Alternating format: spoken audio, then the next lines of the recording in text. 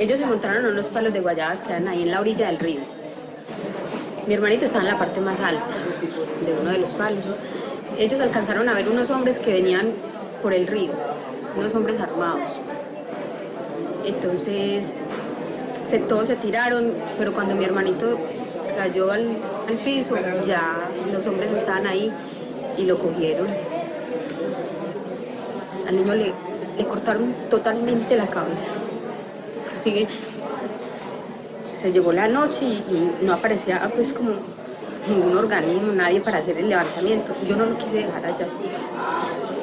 Un potrero estaba muy empantanado. Ya lo encontramos y yo no lo quise dejar allá. Yo levanté el cuerpo y mi mamá llevó la cabeza hasta acá. Ya lo organizamos en su camita, le limpiamos la cama.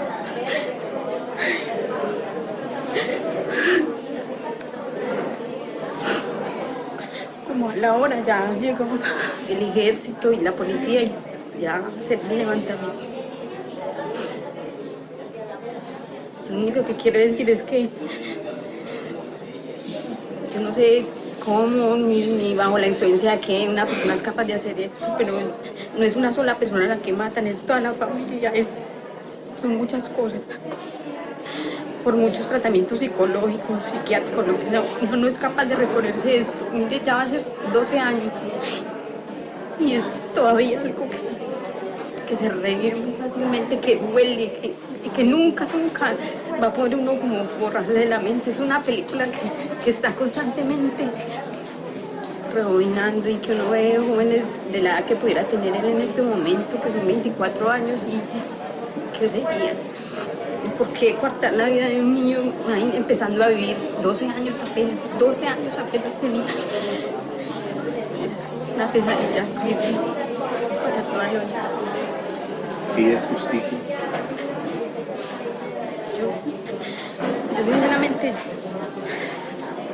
ya pues, yo digo que ya lo que pasó desgraciadamente ya pasó para mí, ya, o sea, ¿con qué se va a reparar esto? ¿Con qué se puede reparar? No hay con qué reparar.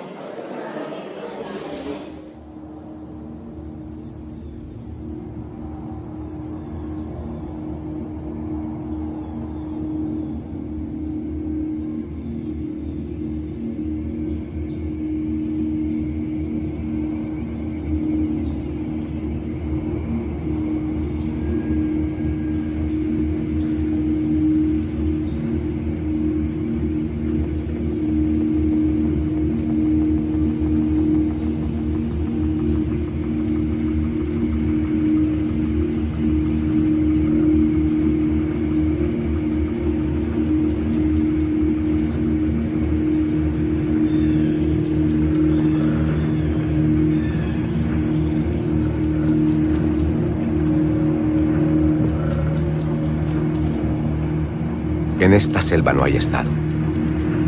Aquí hay guerra, desde siempre. Guerra civil, conflicto armado interno, amenaza terrorista, lucha ideológica. Los extremos, izquierda, derecha. Los mismos métodos, competencia de crueldad. ¿Cuántos son los muertos? ¿Cuántos los desaparecidos? No hay consenso en las cifras. En esta selva no hay Estado. Hay aldeas, casas campesinas.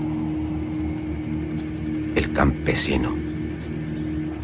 ¿Cuántos liberadores ha visto pasar de cerca?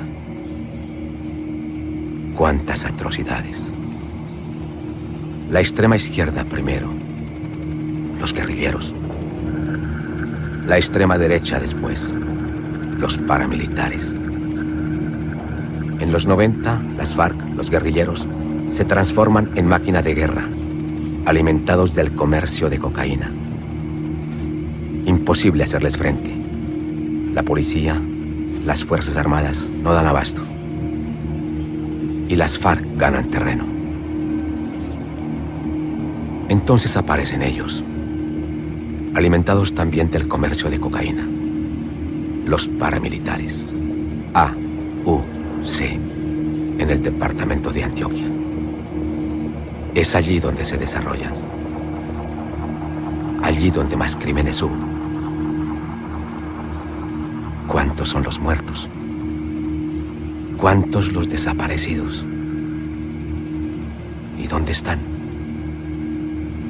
¿Cómo sucedió? Aquí, en Colombia.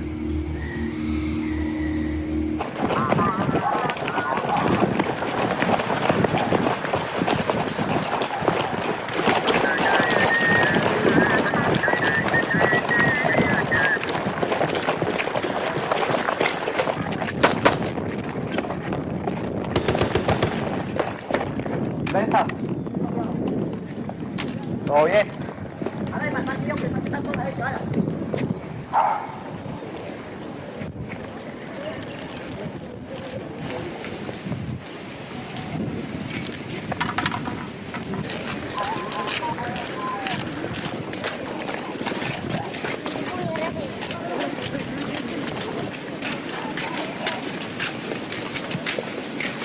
Reciban un caluroso saludo en nombre del bloque Centauros de los Llanos Orientales, pertenecientes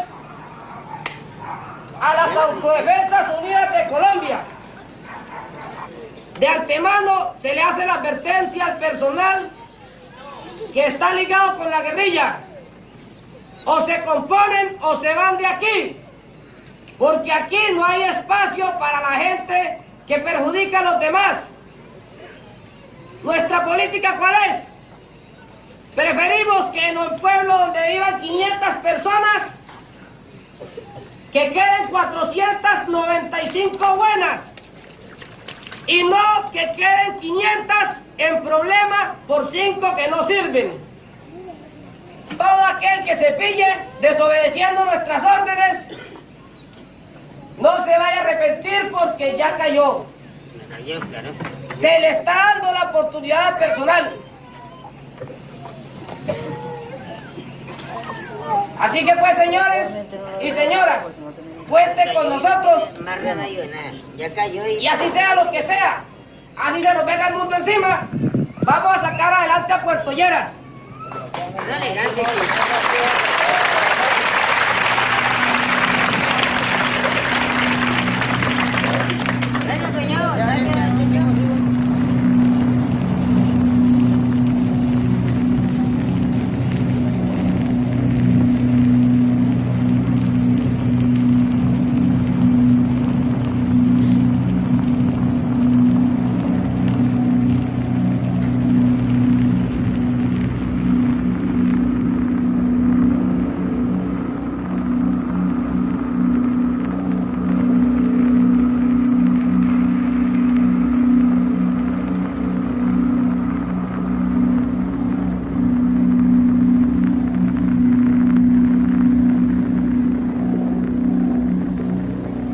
Agosto del 2002.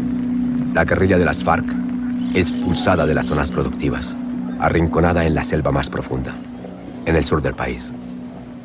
Los paramilitares de las AUC, dueños y señores del norte, objetivos militares cumplidos. Los tiempos, sin embargo, han cambiado. En los Estados Unidos se acaba de vivir el 11 de septiembre. Las AUC son catalogadas como organización terrorista. Varios de sus líderes acusados de narcotráfico y pedidos en extradición por las autoridades norteamericanas. En Europa, en La Haya, la recién creada Corte Penal Internacional emprende su trabajo: perseguir a todos los responsables de crímenes contra la humanidad, si los Estados miembros no lo hacen. Los paramilitares deciden desmontar su máquina de guerra. El nuevo presidente del país es Álvaro Uribe, ex gobernador de Antioquia, allí donde se desarrollaron. El presidente les tiende la mano. Se entabla una negociación. Los jefes paramilitares son invitados al Congreso para convencer al país de la legitimidad de su lucha, para convencer a los congresistas de la necesidad de adoptar medidas excepcionales para acabar con la guerra y permitirles volver a casa. Estamos en vísperas de una ley que puede cambiarlo todo. Normalmente todo debe salir bien.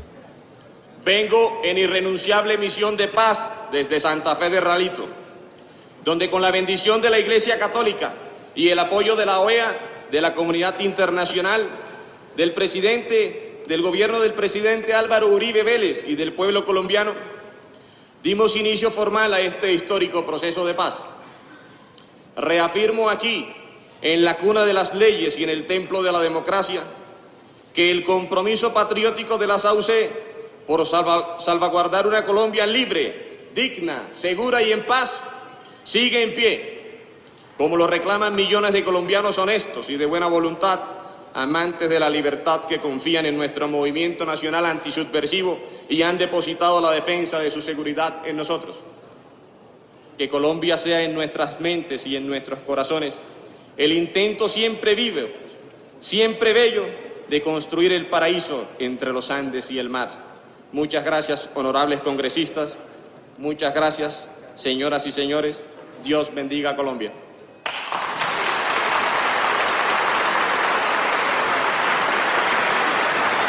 Continúe, señor Salas. Aquí está solo una de las fotos A continuación, de los miles de asesinados y desaparecidos, víctimas de los crímenes de militares y paramilitares. Afuera gritan y claman no más impunidad, no a las leyes de perdón y olvido. Que el Estado creador del paramilitarismo responda por los crímenes. Julio del 2005. La ley tiene el número 975 y se conoce como Ley de Justicia y Paz.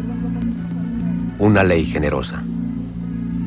Los combatientes de ejércitos ilegales podrán reinsertarse en la vida civil con dos condiciones: entregar las armas, confesar sus crímenes frente a una comisión judicial especial. Se dictarán penas de prisión, según los niveles de responsabilidad, de 5 a 8 años como máximo. 32.000 paramilitares deponen las armas. Unos 100 se presentan a la comisión judicial. Los colombianos vamos a hacer lo que ningún otro país hizo en situaciones similares. Vamos a buscar alcanzar la paz sin dejar de lado la aplicación de la justicia, la reconstrucción de la verdad y la reparación de las víctimas. Un desafío sin antecedentes en el mundo. Nunca más la guerra. Nunca más la guerra. ¡Viva Colombia!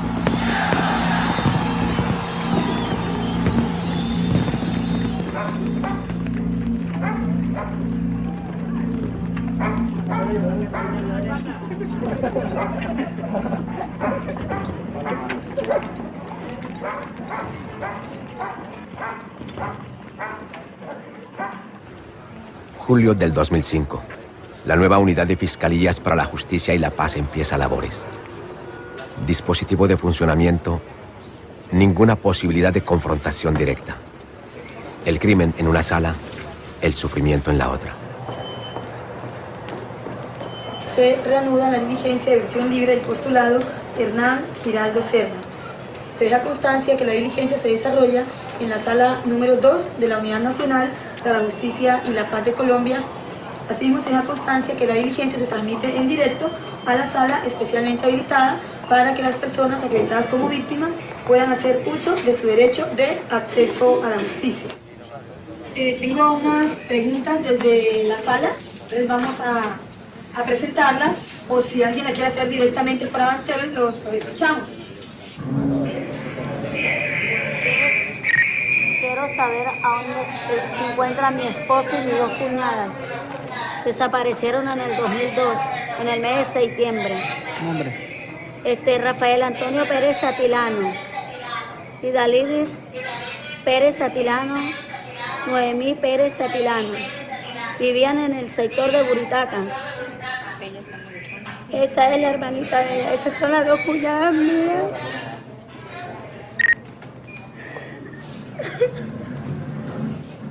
¿Tiene conocimiento? No tengo conocimiento de todo. Voy allá, me le planta, averiguo. ¿Sí? ¿Tenemos alguna otra pregunta? Que no se haya presentado, por favor, porque ya estamos sobre el tiempo. Tranquila, aquí que estamos. Toma aire por la nariz y bota muy suavemente por la boca. Toma aire. Eso. Otra vez. Toma aire por la nariz y bota por la boca. Eso. Comienza. Mi pregunta es, yo voy a estar aquí contigo. Diga, mi pregunta es, ten en cuenta el lugar donde fueron los hechos. Arranca. Arranca. ¿No se escuchó? ¿No se escucha?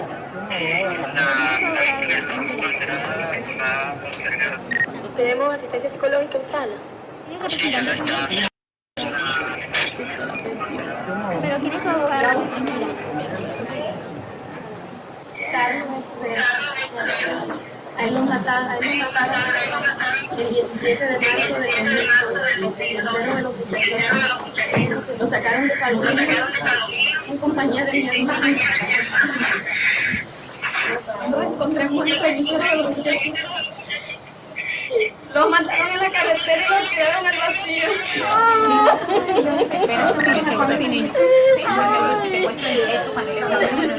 Yo voy a hacer la averiguación, ya que de pronto nos van a dar la autorización de llevarlo para allá, para la región, y reunir una cantidad de movilizados para clarificar este caso. ¿Supo los motivos cuando le dieron muerte? No tuve conocimiento de eso. Sigamos. Yo quiero saber qué pasó con mi esposo y con mi cuñado, o sea, Francisco Valencia y Joaquín Angelio Valencia. Hace 4 años que se desaparecieron de la Guacatera, de la entrada de la Guacatera. Entonces yo quiero que usted me diga qué hicieron con ellos y a dónde los tienen. Si los hubieran matado, nos los hubieran entregado, pero no los hubieran enterrado por allá o quién sabe qué le hicieron. Entonces yo quiero saber que me entreguen el cuerpo, qué le hicieron y dónde está. Yo no di la orden de ese muchacho. Se cometieron errores, sí, hubieron accidentes, sí, es lógico.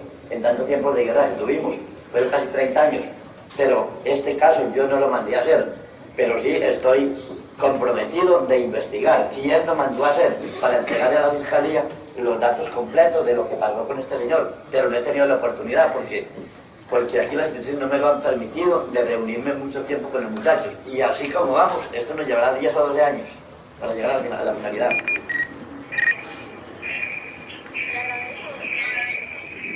Primera etapa para los fiscales de la Unidad de Justicia y Paz. Registrar cada desaparición, cada crimen, cada masacre, para poder identificar los cómplices, para poder imputar los cargos, para poder determinar la naturaleza de las reparaciones. Solo entonces podrán comenzar los juicios. ¿Cómo es posible que haya sido asesinado de esta manera y que no sea ninguna prueba de lo que cometió este asesinato? Él no solamente fue asesinado, fueron muchos, fueron miles, cientos o casi miles de asesinatos que hubo en la región, no solamente por parte de nosotros, por parte de la guerrilla, también hubo muchos campesinos muertos. Pero tienen que entender de que en una guerra de casi 30 años, donde casi la mayoría de la gente que yo he nombrado están muertos, porque la mayoría de las personas están muertas. Y campesinos fue lo que enterramos y hay enterrados en el campo. Pero pues, da tristeza y todo. Esto no lo hubiéramos querido hacer, pero el destino nos llevó a ese lugar. Yo soy un campesino igual que todos los campesinos y me tocó esa decisión porque la guerrilla nos arrinconó a ese sector y nos llevó a la guerra. Y ahí hubieron muchas personas inocentes que murieron, uno lo reconoce, murieron niños, casos como los escuchamos ayer, y uno lo lamenta, pero de todas maneras las personas ya están muertas y por mucho que discutamos no las vamos a revivir. Estamos reconociendo los casos que nosotros hicimos y para eso estamos aquí.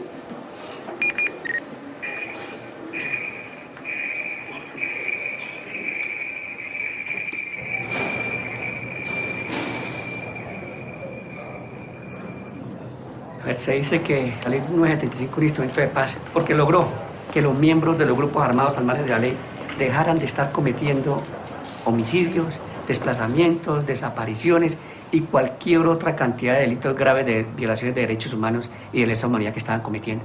Dieron la cara, entregaron las armas y además, después de que dieron esto, hoy día están judicializados.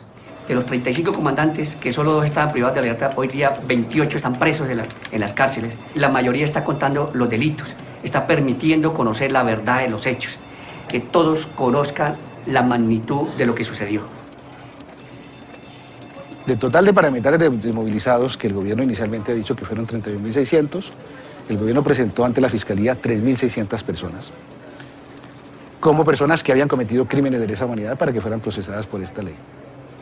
De esas 3.600 personas, 600 en realidad han comparecido a la Fiscalía. El resto, el 98-99% restante, ha sido dejado en impunidad total.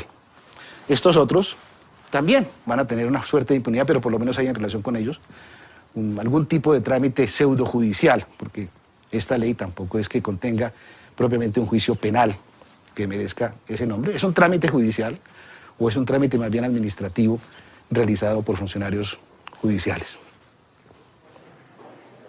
Lo primero es que la Ley de Justicia y Paz ha sido promovida por un gobierno que fue de autoridad y que impuso otra vez las condiciones de seguridad que ayudó a que se desmovilizaran. Esa es una de las razones de las críticas. Otras, porque a veces quieren poner un listón tan alto, tan imposible de cumplir, que les sirve para generar una disputa política con el gobierno.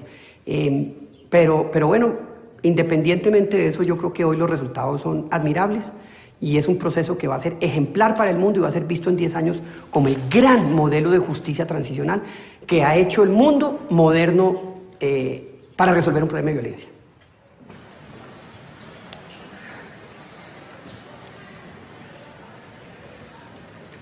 Buenos días para todos los presentes en esta sala y las personas que se encuentran en las salas alternas en la ciudad de Medellín, de Popayán y Cali. La Fiscalía 17 delegada para el Tribunal de Justicia y Paz da inicio a la diligencia de versión libre con Ever Velosa García dentro del radicado 81099. Vamos a realizar la siguiente mecánica. Vamos a hacerle las preguntas que las víctimas han hecho en la sala alterna y posteriormente iremos con las preguntas que en anteriores ocasiones ya han pasado las víctimas y que el versionado es probable que tenga respuestas para ellos, entonces vamos con estas preguntas. El día 17 de enero de 96, el señor Luis Eduardo Puliles se dirigía para su vivienda ubicada en el sector La Platona, corregimiento del 2 de Turbo, cuando fue abordado por hombres pertenecientes a los grupos paramilitares. Luis Eduardo fue agarrado y torturado, sus brazos fueron cortados al igual que su abdomen, lo que generó la exposición de los órganos internos de la cavidad abdominal. Fue castrado, su cabeza fue cortada al igual que una oreja, la que al parecer se llevaron consigo como prueba de hecho y para recibir posterior pago por matar a dirigentes del Partido Comunista. Como he dicho ya acá en repetidas ocasiones, se autorizó el desplazamiento de personas, se decapitaron personas. Eso no es mentira. Como están diciendo que se lo hecho, se decapitaron o se eliminaron cantidad de personas. Es decir, que era una práctica que utilizaba para generar terror, una práctica que utilizaba para generar esos órganos de las comunidades. Es una zona que era asentamiento de la guerrilla, una zona muy controlada por las FARC y el ELN, y nosotros hicimos mucha dificultad para controlarla, y por eso las personas que tenían vínculo con la guerrilla eran las demás de ese zona.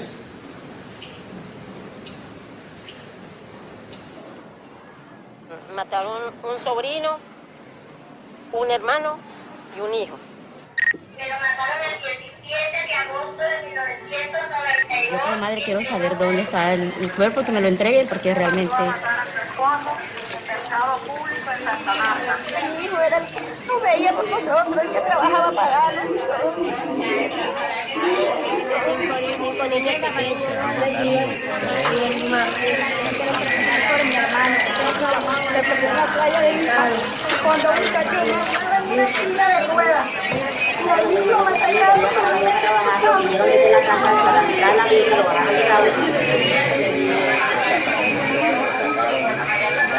Mataron a mi papá amarrado con las manos atrás.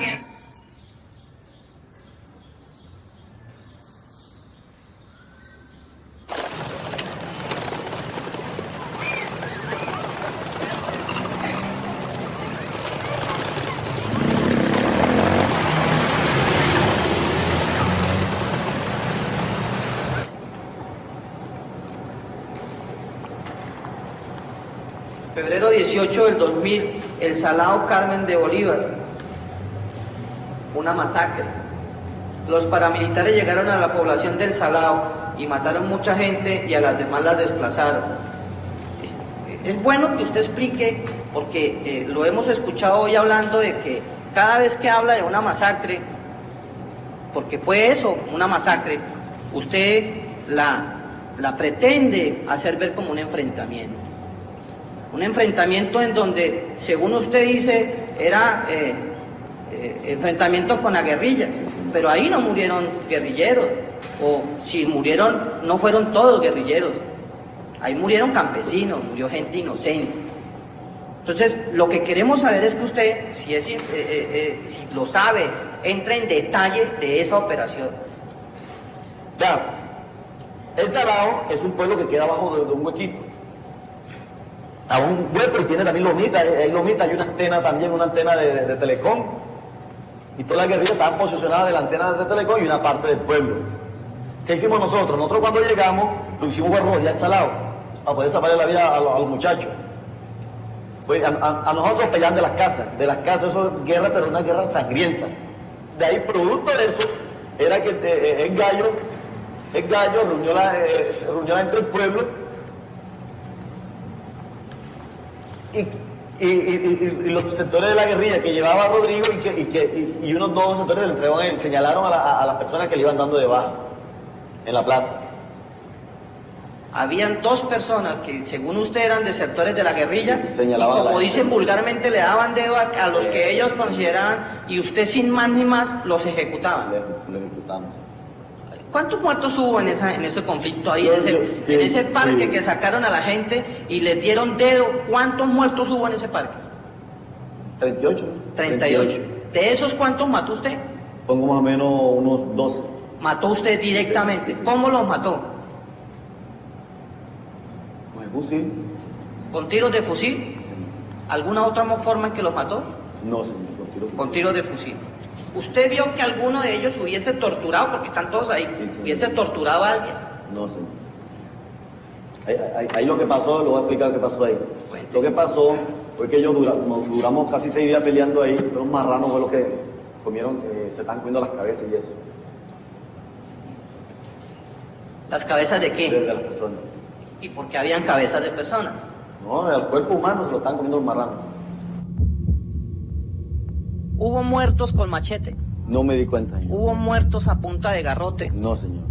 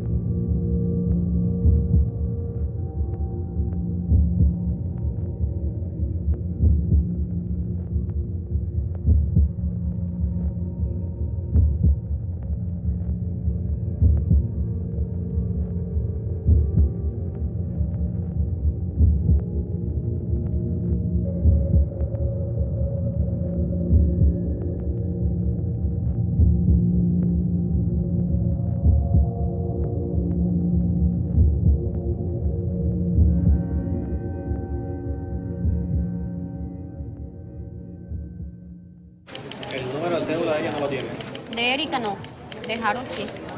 ¿Todos están deportados ya en municipal? Sí, todos 3. Harold Enrique Sierra Reyes. ¿Qué año fue? En el 2003.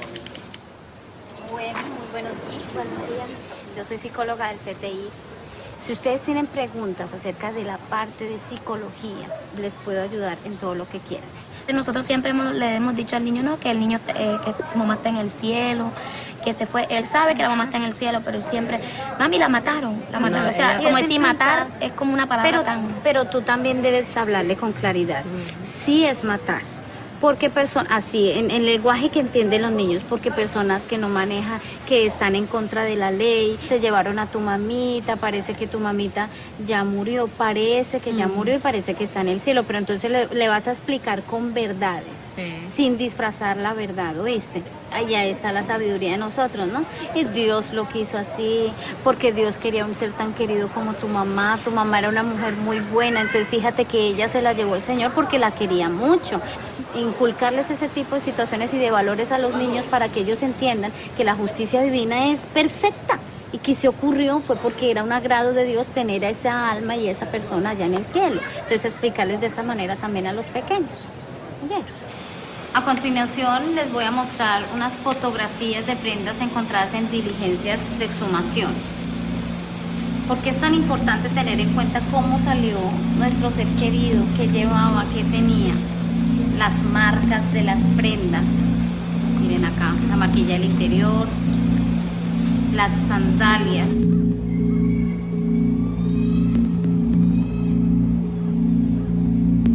Julio del 2007. El proceso de justicia y paz lleva 2 años. Los juicios no han comenzado. Todavía se registra cada crimen, cada homicidio, cada desplazamiento forzado, cada desaparición. Ahora se habla de fosas comunes. 80 funcionarios de la Unidad de Justicia y Paz se dedican a buscarlas. Fiscales, antropólogos forenses, asistentes, técnicos. Una empresa a la escala del país. Un territorio del tamaño de Alemania, Francia y España reunidos.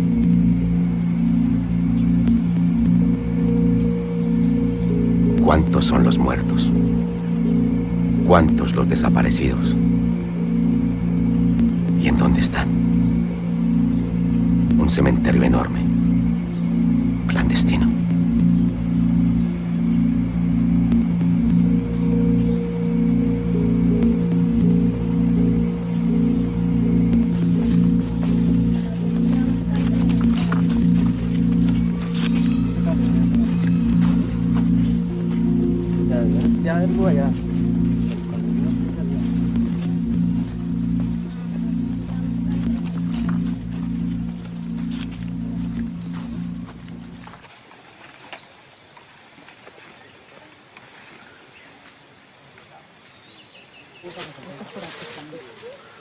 Por aquí, pero señáleme un sitio y yo le hago ahí, porque si usted me dice... No, eso es lo que te dice, por eso que no le dije tú. Ah, bueno, entonces hágale pues y vaya recreando la situación.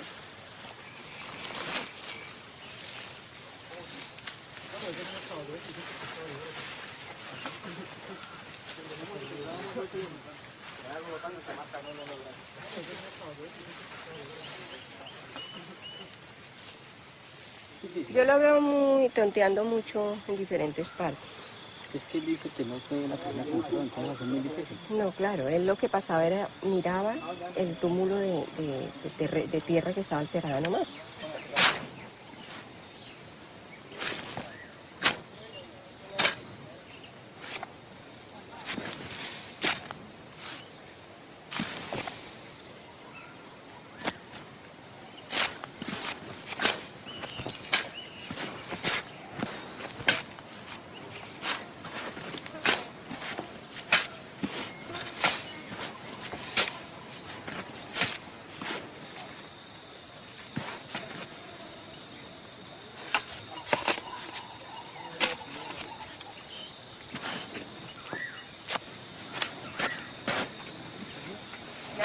No, mira, aquí no hay nada, pero me embargo traer el barreno. ¿Me prestas el barreno? Sí, lo hizo. Ah.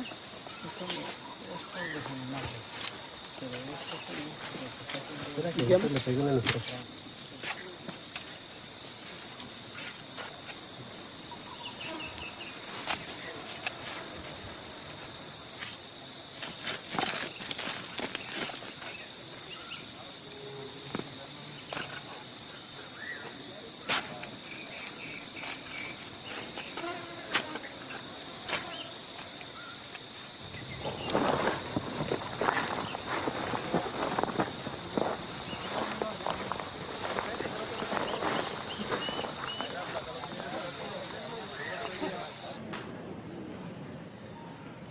Siga, señor postulado.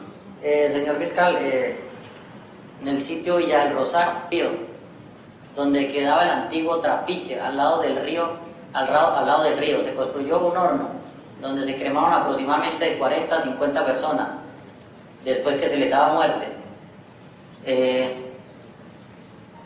Bueno, más o menos lo que tenemos de ese hecho, pero queremos ahondar y trabajar, ojalá de mano con las víctimas, con los que tienen desaparecidos, para así poder darle la verdad de lo que pasó.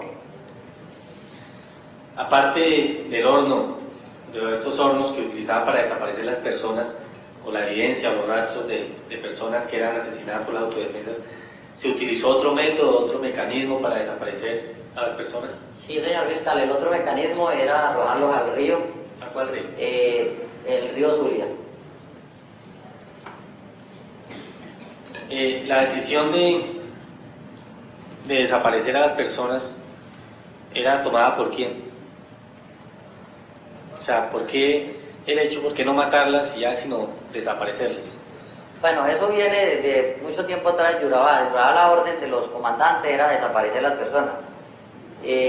Salvatore Mancuso era uno de los que decían: no desaparezcan la gente, que si se les da muerte es por algo, que la comunidad sepa que se les dio muerte y que se está haciendo algo por el pueblo, que se está limpiando.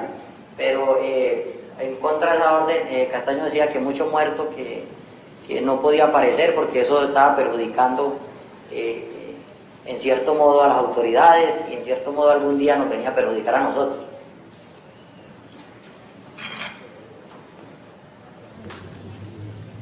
¿En qué momento ustedes dejan de dejar a las personas en los sitios donde atentan contra ellos y en qué momento empiezan a generar esas fosas?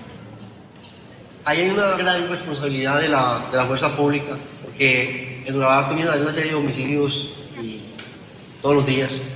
Entonces, a los comandantes se les suben los índices de homicidios. ¿A los comandantes qué? A los comandantes de la policía o del ejército.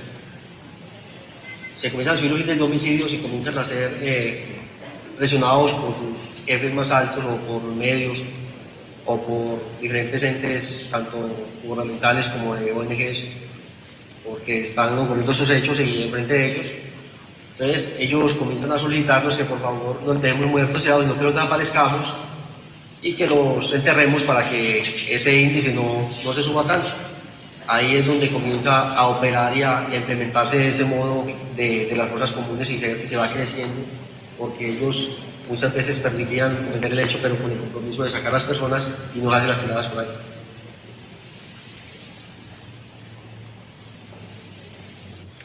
Yo quisiera que nos concretara aquí qué personas, si lo recuerdan, qué militares los ayudaron allá, tanto en ese Urabá como en la zona del Calima, si tienen nombres propios de militares que aún estén en la institución, que estén vivos. Porque es que aquí nos hemos encontrado con muchas acusaciones contra muchos militares, pero ya fallecidos. Y eso no da de pronto una muy buena impresión de que las personas postuladas entonces estarían colaborando y diciendo la verdad. Yo acá he hablado no de uno, sino de muchos militares de fuerza pública, tanto policías como militares vivos, que inclusive todavía estaban ejerciendo hoy en día como comandantes de guarniciones militares. He hablado de coroneles, que hoy en día todavía hasta generales ya. He hablado de general del Colegio que, como dije, uno de los grandes impulsores de la autodefensa del país fue el Toledo. Él le permitía a sus tropas libremente operar y patrullar con nosotros.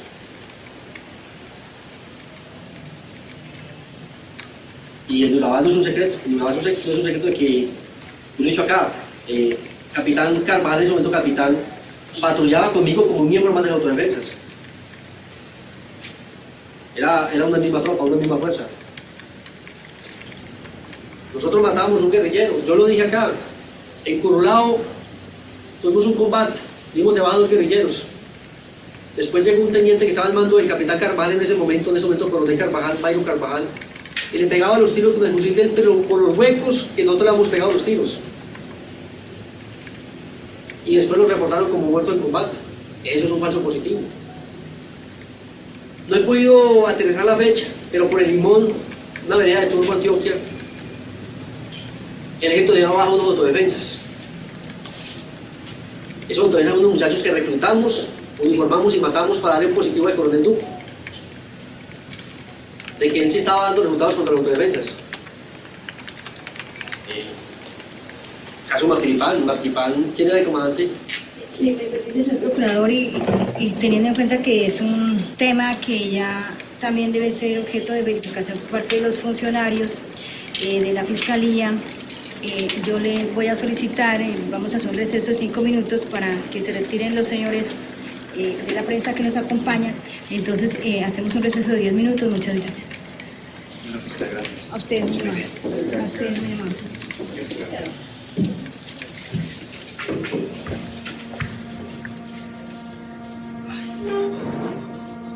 A partir de ahora, callar trae consecuencias.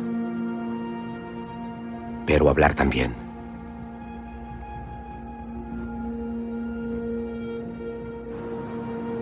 Comienzos del 2008. La acumulación de registros continúa. Con cada nuevo nombre, un nuevo archivo. Con cada nuevo archivo, una nueva investigación. Y con cada nueva investigación, la presión que aumenta. Las amenazas se multiplican. Contra las familias de los paramilitares, las de las víctimas y los funcionarios de justicia. Y las amenazas son solo un primer paso.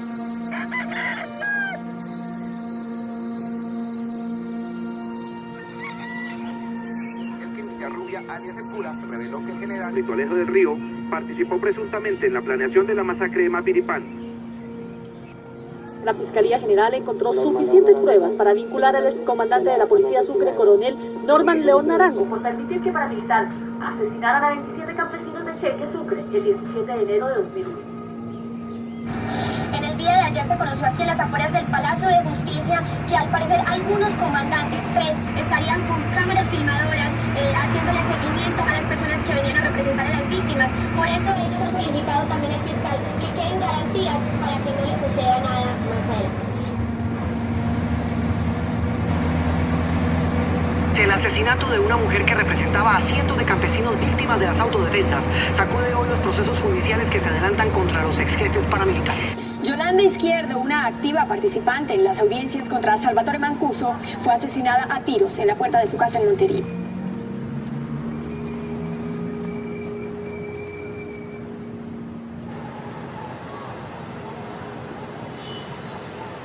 Las estructuras paramilitares continúan actuando, aunque el gobierno no lo reconoce. El gobierno a los grupos que continúan actuando les cambió de nombre, los llama bandas criminales.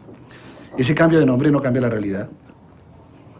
Continúan ejerciendo poder en las regiones, ejerciendo presión sobre la población, matando gente, matando activistas sociales, matando a defensores de derechos humanos y apropiándose de recursos públicos.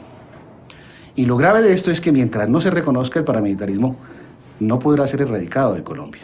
Es necesario que se reconozca por las autoridades nacionales y por la comunidad internacional y por la sociedad colombiana en su conjunto la persistencia del fenómeno paramilitar.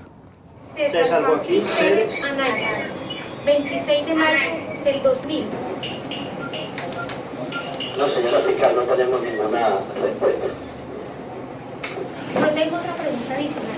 En el día de ayer usted se refirió a la orden dada por Carlos Castaño frente a causar la muerte a un gran número de personas.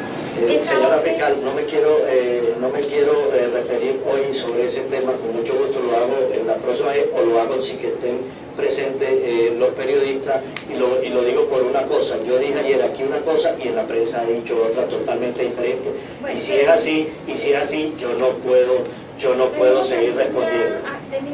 ¿Tenemos alguna aclaración para la audiencia en relación con este hecho? No, señora fiscal. Si no tenemos ninguna aclaración frente a esa información, damos por terminada esta evidencia. Se aceptaron 17 hechos con 55 víctimas. Hay un CD de 236 preguntas realizadas. Se diligenciaron 144 formatos de hechos atribuibles al bloque norte y adicionalmente hay 110 preguntas más.